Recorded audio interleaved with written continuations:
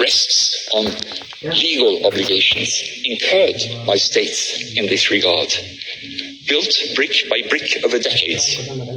It depends on their compliance, whether the obligation derives from the UN Charter, other international legal instruments, or rules determined on the basis of other valid sources of international law. In the formulation of the requested legal guidance, Norway would suggest also taking into account work carried out by the International Law Commission as regards the protection of persons in the event of disasters. Its state-of-the-art definition in 2016 of possible assisting actors may reflect the breadth of scope of relevant categories of institutions already engaged in relief and support. The Commission's references to the importance of transit are relevant also in this context. It is moreover suggested to take fully into account the legal obligations related to self-determination. Further detail will now be provided by Director General Jervel, and I would respectfully request the President to now give him the floor. And I thank you for your attention. I thank Mr. Fife. I now give the floor to Mr. Christian Jervel. You have the floor, sir. Mr. President, distinguished members of the Court, it's an honor for me to appear before you on behalf of the Kingdom of Norway. The request put to the Court makes specific reference to the Palestinian people's right to self-determination. As was observed by the Court in the July 2024 advisory opinion, Israel, as the occupying power of the occupied Palestinian territory, has an obligation not to impede the Palestinian people from exercising its right to self-determination, including its right to an independent and sovereign state. The Court specifically referred to the obligation to preserve the territorial integrity of the occupied Palestinian territory, to refrain from measures aimed at dispersing the population and undermining its integrity as a people, to respect the right to exercise permanent sovereignty over natural resources, and the right of the Palestinian people to freely determine its political status and to pursue its economic, social and cultural development. Norway supports the Court's interpretation on these issues as applied to the specific factual context. In the context of the present case, it is pertinent to build on those observations and assess what implications that flow from them with regard to the question of obligations concerning international presence in and in relation to the occupied territories. I will make 2 points. First, there is an interlinkage between the obligations referred to by Ambassador Fife and the obligation not to impede the right of the Palestinian people to self-determination. Hindering the presence and activities of the UN, international organizations and third states, and thereby the provision of development assistance and humanitarian relief to the local population constitutes a significant impediment to the Palestinian people's exercise of its right to self-determination.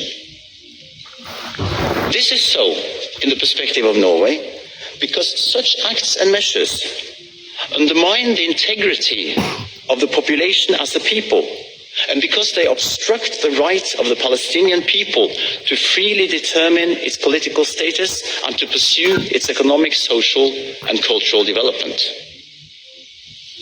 For similar reasons, acts and measures that obstruct the provision of development assistance and humanitarian relief to the Palestinian people by the UN and its subsidiary organs constitute separate violations of obligations owed by Israel to the UN, and also constitute significant impediment to the Palestinian people's exercise of its right to self-determination.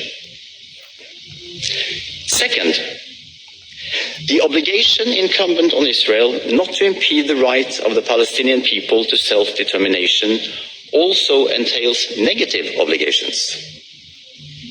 Israel must refrain from impairing the ability of the representative authorities of the Palestinian Authority or the State of Palestine to establish, conduct and maintain foreign relations with other international actors, including the United Nations and its specialized agencies, other international organizations and third states, and their representation to Palestine and the Palestinian people in and in relation to the occupied Palestinian territory. In this regard, the Court observed in its July 2024 advisory opinion that the right of the Palestinian people to self-determination includes the right to an independent and sovereign state over the entirety of the occupied Palestinian territory, as well as the right of the Palestinian people to freely determine its political status and to pursue its economic, social and cultural development. It follows from these observations that the Palestinian people has a right to establish and conduct foreign relations, which is part and parcel of the Palestinians' exercise of their right to freely determine their political future. Israel has a corresponding obligation to respect this right. The conduct of foreign relations constitutes a key element to promote peace and security and develop the welfare of the people concerned. It is a precondition for a successful institution and state-building process and integration into the international community. Regard may be had in this respect to the fact that the attributes normally attached to statehood in international law are generally perceived to include not only a population, a territory and a government, but also the capacity to enter into relations with the international community on an independent basis. Where international relations are established or sought to be established, based on and in accordance with the free will of the recognized representatives of the Palestinian people, intentional impairment of such relations would, in the view of Norway, constitute a policy and practice that obstruct the right of the Palestinian people freely to determine its political status and to pursue its economic, social and cultural development. As such, those measures would constitute a violation of the obligation to respect the right of the Palestinian people to self-determination. The same applies to intentional impairment of the possibility for diplomatic representatives to be present in the occupied Palestinian territory for the purpose of establishing and maintaining such relations.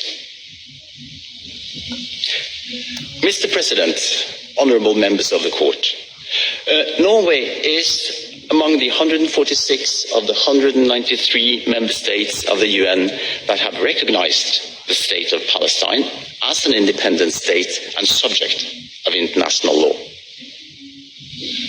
What is said here concerning the conduct of foreign relations is, however, valid regardless of whether the relations in question are based on a recognition of statehood or whether formal diplomatic relations have been established.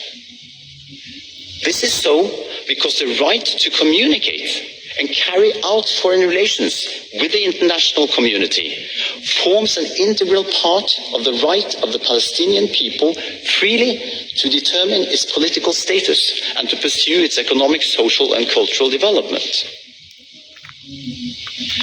As regards foreign relations with international organizations, there's a long pedigree of practical evidence to that effect.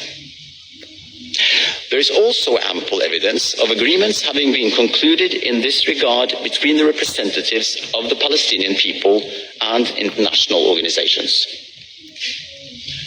As regards the United Nations, reference by way of illustration is here made to the exchange of letters concluded in 1994 between UNRWA and the chairman of the Palestine Liberation Organization for the purpose of facilitating UNRWA to continue to provide assistance to the Palestinian population in the Gaza Strip